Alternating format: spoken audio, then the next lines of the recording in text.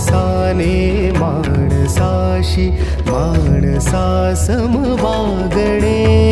हीच आमुची प्रार्थना, हेच आमुचे मागणे.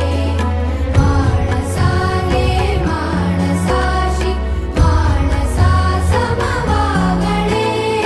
हीच आमुची प्रार्थना.